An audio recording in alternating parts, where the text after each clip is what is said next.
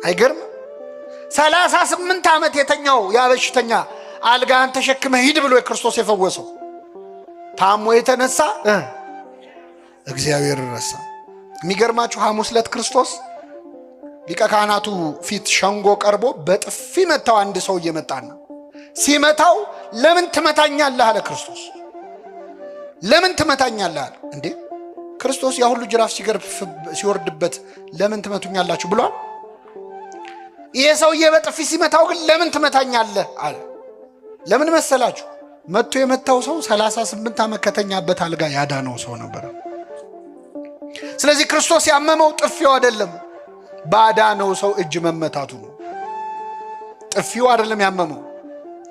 ክፉ ተናግሬ ከሆነ ስለ ክፉ መስክርብኝ፣ አልጋህን ተሸክመ ሂድ ከማለት ውጭ ምን ክፉ ቃል ተናግሬ ያለው? መልካም ተናግሬ ከሆነ ግን ስለምን ትመታኛለህ?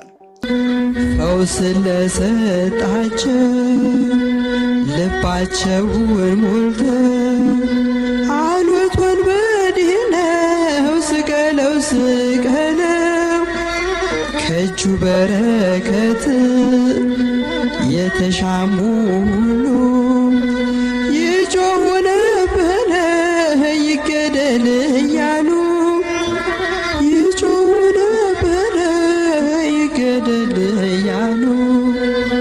እውነት ስለሆነ ኢየሱስ ክርስቶስ ዋለ በአደባባይ ሲሰደብ ሲከሰስ